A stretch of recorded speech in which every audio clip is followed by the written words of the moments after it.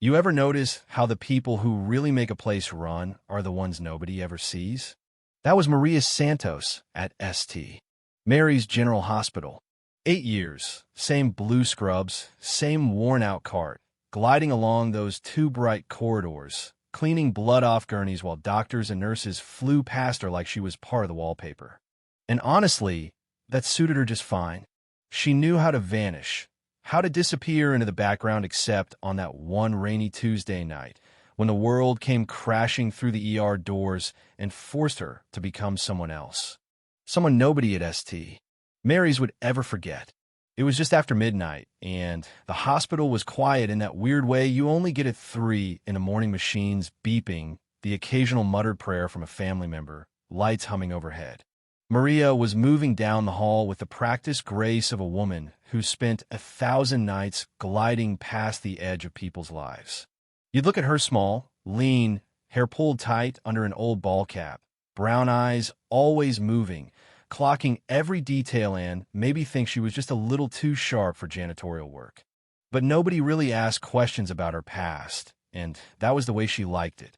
People saw what they wanted. An immigrant lady cleaning up after other people's messes, a ghost with a mop. She was finishing her rounds in the ER when she noticed it Harrison, the new security guard, wincing every time he shifted his weight, the backup generator humming wrong for 3 nights straight. The stranger in the waiting room with hands that didn't know how to relax. Maria cataloged it all in the background, muscle memory built from a life nobody at St. Mary's could imagine. She didn't just notice the small stuff, she breathed it, lived it. And tonight, something felt off, the kind of chill that tells you danger's coming, like the air right before a storm. She was sliding a fresh trash bag into a bin when she heard it. Boots, way too many for a quiet night. Voices, urgent and sharp, slicing through the hum of the ER. The doors crashed, open gunmen, all black, moving like they belonged there, and suddenly the hospital was thrown into chaos. Dr. Rodriguez, a rock star trauma surgeon Maria, had admired from afar, barely had time to process before a rifle, but sent her to the ground. Alarms shrieked, people screamed, and just like that, Maria's carefully built life shattered. Now, here's the part nobody saw coming. Because Maria Santos wasn't even her real name. 8 years ago, back when she answered to Lifeline and wore a uniform that didn't come with a hospital logo, she'd been a Special Forces medic, one of the best. The kind who could patch a gunshot wound with dental floss and then turn around and take out the guy who pulled the trigger. Her old life had ended in fire and betrayal. A helicopter crash that was supposed to kill her and erase every trace she'd ever existed. But ghosts don't always stay dead. As the gunman took control of the ER, Maria melted away, moving like a shadow past the nurses cowering behind desks, past the wounded patient in the bay whispering warnings about them coming. She slipped into the supply closet, pulled a battered satellite phone from her cleaning cart, and fired off a message to the only person who'd ever known the truth about her. Lifeline 2. Ghost package compromised.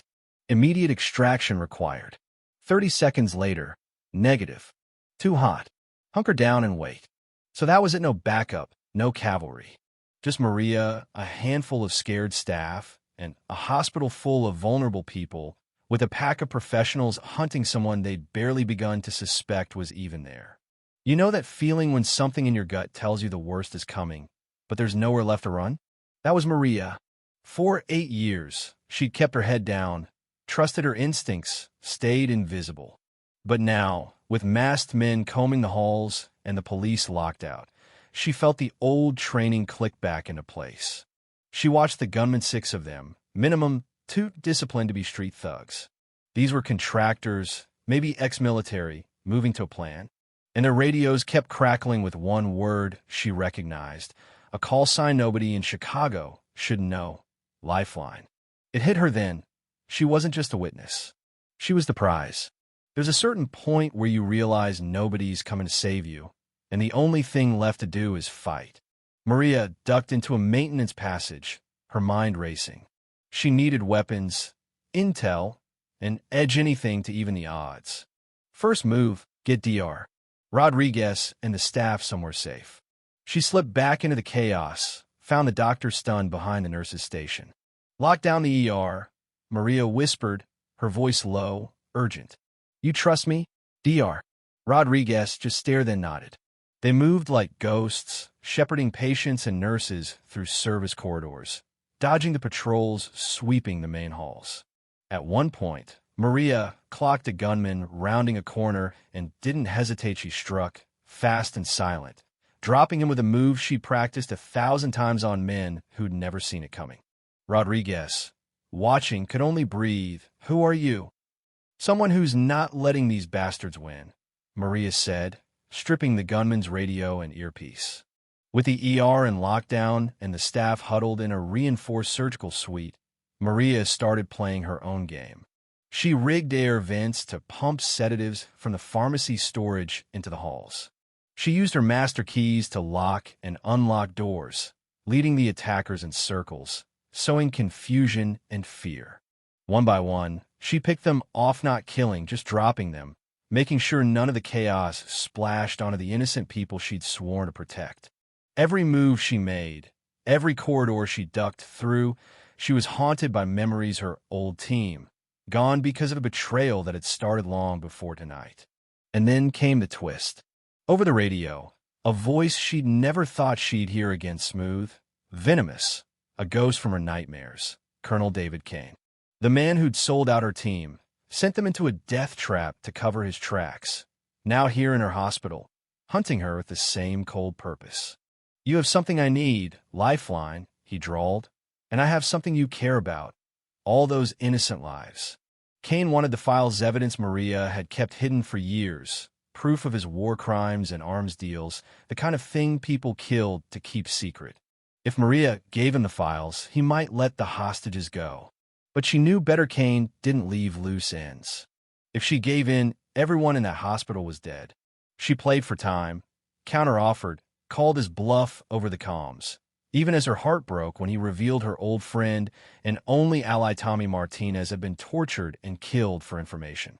The past had finally come home, and Maria felt the weight of every secret, every death pressing down on her.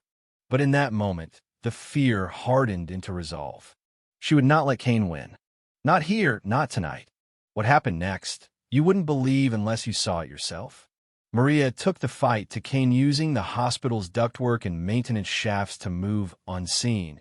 She set traps, sowed chaos, turned Kane's men against him with a few well-timed broadcasts exposing his crimes. She was surgical, precise, never a wasted move, never an innocent harmed. The final confrontation came in the administrative suite. Kane holed up, desperate, his command collapsing around him as Maria shut down power, jammed radios, and finally confronted him face-to-face under the cold emergency lights. "You gonna run forever, Maria?" he sneered. She didn't bother with speeches. In seconds, Kane fired. She dodged, closed the gap, and dropped him with a sedative dart from a cardiac catheter, a final, ironic twist. Mercy from the hands he'd once called lifeline.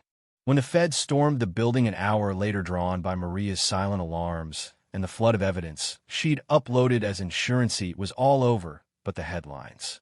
Kane, his men, the entire network exposed. Rodriguez and the staff safe, every patient alive. Maria, battered but unbowed, watched as her old enemy was hauled away, the past finally dragged into the light. But here's the thing. Justice is never neat.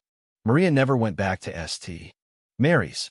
She knew she'd never really escape what happened. Her teammates lost, the lives she'd saved and the ones she couldn't. Months later, she took a job at a veterans medical center on the South Side, no longer invisible, but still choosing service over spotlight. Sometimes Dr. Rodriguez sends updates from the hospital. The staff whispers about the night a quiet janitor saved their lives, though nobody quite agrees on what happened. And maybe that's how it should be, because in the end, Maria learned you can't run from who you are. You can only decide what you'll fight for when the world comes crashing in. So what do you think? Was Maria right to risk it all? Or should she have cut a deal and walked away? Did justice really win? Or is that just another story we tell ourselves to sleep at night? Drop your thoughts below. Argue it outright. Wrong, gray area. And if you want more stories that make you question what you do in the dark, hit subscribe and stick around. The next one might just change how you see the world.